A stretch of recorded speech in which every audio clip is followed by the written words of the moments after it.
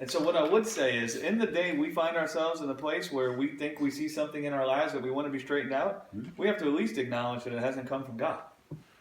Instead of trying to justify what it is we're doing. Yeah. Like as if it's the right way.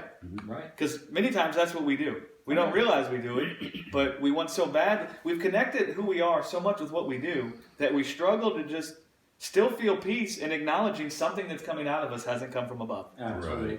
Right? One of the most powerful things about the gospel is it brought me to the place where I actually don't feel shame or lack to acknowledge something that's coming out of me hasn't come from God. Absolutely. Like it doesn't take away from me at all. Right. Like I don't feel like what's wrong with me. I don't feel ashamed of myself. I don't feel like God's ashamed of me. And I feel great freedom to say, this isn't from God. What's going on in me? This hasn't come from above. Lord, what's happened? And I feel great.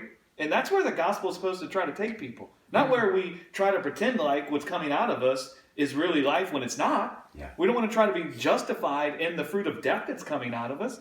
God takes us to the place where we're so persuaded of the beauty we have in Him, and that beauty ain't got nothing to do with what we do, that we find ourselves in the place where we can comfortably talk to God about things going on in our lives that haven't come from Him.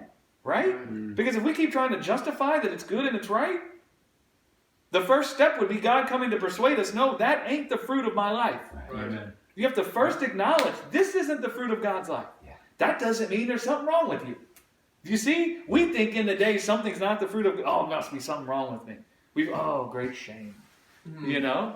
No, it just means my mind's been captivated with some fear in some area. Some fear of some lack. Yeah. And it's taken me captive and it's bringing forth fruit in me that I actually don't like.